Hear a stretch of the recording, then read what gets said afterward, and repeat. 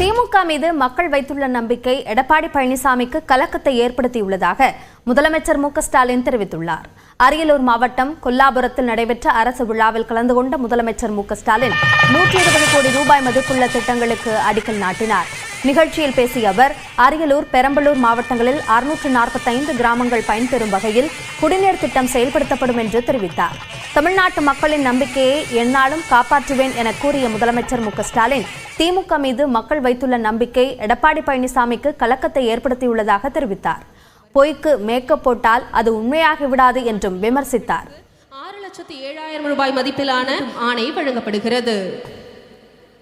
1000 கோடி ரூபாய் தமிழ்நாட்டு மக்கள் என் மேலையும் திமுக மேலே வச்சிருக்கக்கூடிய நம்பிக்கையும் அளவில்லாமல் பொழியக்கூடிய அன்பையும் எதிர்கட்சி தலைவராக இருக்கக்கூடிய மாண்புமிகு பழனிசாமி அவர்களுக்கு கொஞ்சம் கலக்கத்தை ஏற்படுத்தி இருக்கு. கொஞ்சம் நிறைய கலக்கத்தை ஏற்படுத்தி இருக்கு. எங்க மக்கள் இன்றைக்கு எப்படியெல்லாம் வரவேற்பு தருகிறார் என்பதை அவங்களும் பார்க்குறாங்க.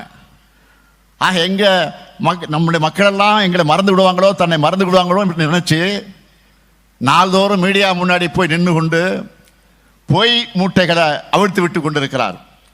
பொய்க்கு மேக்கப் போட்டா அது உண்மையாக இடாது, இன்னும் பளிச்சுன்னு அது அம்பலப்பட்டு போகும்.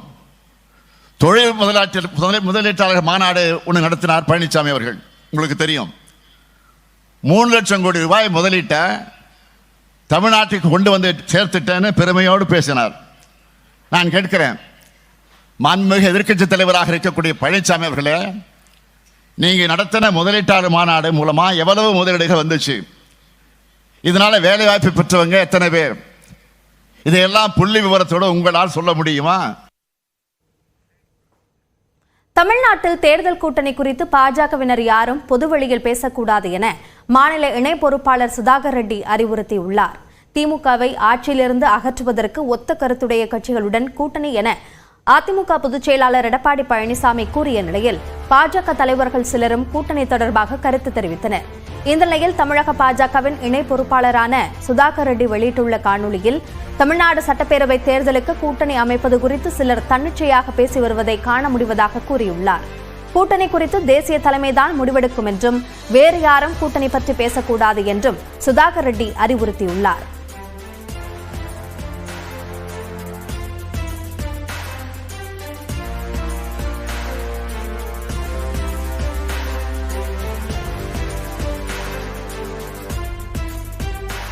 Comment on the alliance in the ensuing assembly elections of 2026. High Command will take a call with the due consultation with the local leadership and state leadership at that point of time. And I am appealing to even leaders and cadre not to fall in the line of whoever the forces to disrupt our party unity. மயிலாடுதுறையில் ஐப்பசி மாத காவிரி துலா உற்சவத்தின் முக்கிய நிகழ்ச்சியான கடைமுக தீர்த்த வாரியில் ஏராளமானோர் பங்கேற்று புனித நீராடினர். இதுகுறித்த கூடுதல் விவரங்களை நம்முடைய செய்தியாளர் கிருஷ்ணகுமாரிடம் கேட்கலாம். கிருஷ்ணகுமார், விவரங்களை பதிவு செய்யுங்கள். மயிலாடுதுறை மாவட்டத்தில் ஐப்பசி மாதத்தில் 30 நாட்களும் நடைபெறும் துலா உற்சவமானது வெகு சிறப்பாக இந்த மாதம் முழுவதும் கொண்டாடப்பட்டது. இதில் சிகர விழாவான காவிரி கடைமுக தீர்த்தவாரி இன்று மயிலாடுதுறையில் நடைபெற்றது.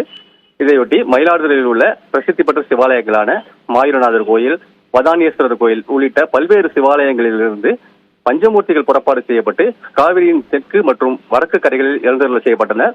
இதையடுத்து தெற்கு கரையில் தருமபுரம் ஆதீனம் 27வது குருமகா சன்னிதானம் ஸ்ரீ மாசிலாமணி தேசிக ஞானசம்பந்த பரமாச்சாரிய சுவாமிகள் முன்னிலையிலும், தெற்கு கரையில் திருவாவடுதுறை ஆதீனம் ஸ்ரீ அம்பலமான தேசிக பரமாச்சாரிய சுவாமிகள் தலைமையிலும் அஷ்டதேவருக்கு சிறப்பு பூஜைகளானது செய்யப்பட்டது. அந்த நேரத்தில் காவிரியின் 2 கரைகளிலும் பல்லாயிரக்கணக்கான பக்தர்கள் ஒரே நேரத்தில் புனித நீராடி தீர்த்தாவாரி உற்சவமானது நடைபெற்றது. இந்த தீர்த்தாவாரி உற்சவத்துக்காக மயிலாடுதுறை மாவட்டத்தில் மாவட்ட காவல் கண்காணிப்பாளர் ஸ்டாலின் தலைமையில் 300க்கும் மேற்பட்ட போலீசார் பாதுகாப்பு பணியில் ஈடுபட்டிருந்தனர். மேலும் பல்வேறு முன்னெச்சரிக்கை நடவடிக்கைகள் மேற்கொள்ளப்பட்டு பாதுகாப்பு பலப்படுத்தப்பட்டுள்ளது. விவரங்களுக்கு நன்றி கிருஷ்ணகுமார். சென்னை குன்றத்தூரில் அளவை மீறி 4 மடங்கு அதிகமாக எலிமருந்து வைத்ததே 2 குழந்தைகள் இறப்புக்கு காரணம் என்று காவல்துறை தரப்பில் தெரிவிக்கப்பட்டுள்ளது. குன்றத்தூரில் வசித்து வந்த தனியார் வங்கி பணியாளரான கிரிதரனின் வீட்டில் எலிகள் அதிகமாக இருந்ததாக கூறப்படுகிறது. இதனால் பூச்சி மருந்து தெளிக்கும் நிறுவனத்தினரை அழைத்து வந்த கிரிதரன் புதன்கிழமை இரவில் வீட்டில் எலிமருந்து வைத்தார். பின்னர் வீட்டின் கதவு ஜன்னலை அடைத்துவிட்டு அனைவரும் உறங்கினர். வியாழக்கிழமை காலை எழுந்தபோது கிரிதரன், அவரது மனைவி மற்றும் 2 குழந்தைகளுக்கு மூச்சுத் திணறல் ஏற்பட்டது. இதையடுத்து அவர்கள் அனைவரும் மருத்துவமனையில் அனுமதிக்கப்பட்டனர். எனினும் சிகிச்சை பலனின்றி 2 குழந்தைகளும் உயிரிழந்தனர். கிரிதரனும் அவரது மனைவியும் போரூர் தனியார் மருத்துவமனையில் தீவிர சிகிச்சை பிரிவில் சிகிச்சை பெற்றனர். தற்போது அவர்கள் ஆபத்தான கட்டத்தை தாண்டிவிட்டதாக மருத்துவமனை தரப்பில் கூறப்பட்டுள்ளது. எனினும் குழந்தைகள் உயிரிழந்த தகவலை அவர்களிடம் தெரிவிக்க முடியாததால் உடல்கள் பிரேத பரிசோதனை செய்யப்படாமல் வைக்கப்பட்டுள்ளன. இந்த நிலையில் எலி மருந்து வைத்த யூனிக் பெஸ்ட் கண்ட்ரோல் நிறுவனத்தைச் சேர்ந்த ஊழியர்களான சங்கர்தாஸ் மற்றும் தினகரன் ஆகிய இருவரையும் காவல்துறையினர் கைது செய்துள்ளனர். வீட்டில் உள்ள குறிப்பிட்ட அறைக்குள் யாரும் வரமாட்டோம் என கிரிதரன் கூறியதால் 3 இடங்களில் வைப்பதற்கு பதிலாக 12 இடங்களில் எலிமருந்து வைத்ததாக அவர்கள் வாக்குமூலம் அளித்துள்ளதாக காவல்துறை தரப்பில் கூறப்படுகிறது. 4 மடங்கு அதிகமாக மருந்து வைத்ததால் தான் வீடு முழுவதும் நெடி பரவி குழந்தைகள் உயிரிழக்க நேர்ந்தது என்றும் கூறப்படுகிறது. யூனிக் பெஸ்ட் கண்ட்ரோல் நிறுவனத்திற்கு சீல் வைக்க முடிவு செய்யப்பட்டுள்ள நிலையில் தலைமறைவாகியுள்ள அதன் உரிமையாளரை காவல்துறையினர் தேடி வருகின்றனர்.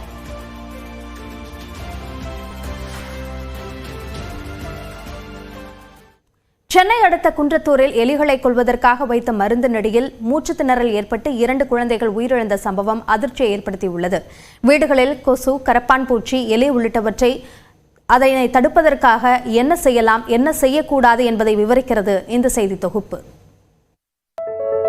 பொதுவாக கொசுக்கள், கரப்பான்கள், எலிகளை கொல்ல பயன்படுத்தும் தெளிப்பான்களும் மாத்திரைகளும் உயிர்கொல்லிகள் என்பதை நாம் உணர வேண்டும். அவற்றை பயன்படுத்தியவுடன் கைகளை நன்றாக சுத்தம் செய்ய வேண்டும். அவற்றை குழந்தைகள் தொடவோ எடுக்கவோ இயலும் வகையிலான இடங்களில் வைக்கக்கூடாது. பூச்சிக்கொல்லிகளை எந்த அளவிற்கு எந்த இடங்களில் பயன்படுத்த வேண்டும் என்பது குறித்த வழிகாட்டு நெறிமுறைகளை படிக்காமல் பயன்படுத்தக்கூடாது.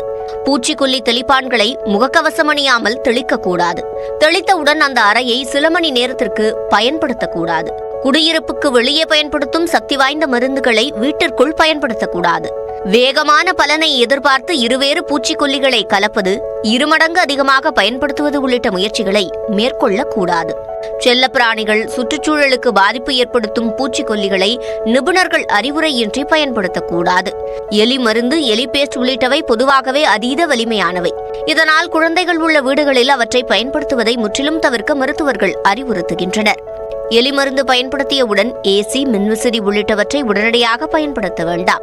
பூச்சிக்கொல்லிகள் இருந்த டப்பாவை பயன்படுத்தியவுடன் அதை வேறு பயன்பாட்டுக்கு பயன்படுத்தக்கூடாது.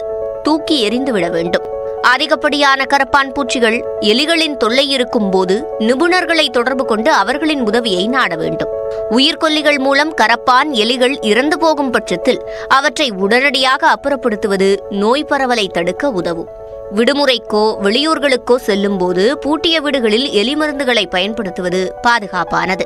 பூச்சி மருந்து அடிப்பதற்கு முன்பு தண்ணீர், உணவுகள் உள்ளிட்டவற்றையும் பொருட்களையும் பாதுகாப்பான முறையில் மூடி வைக்க வேண்டும். பழைய முறையான கூண்டுகள் வைத்து எலியை பிடிப்பதன் மூலம் குழந்தைகள் உள்ளிட்ட யாருக்கும் பாதிப்பு ஏற்படாது.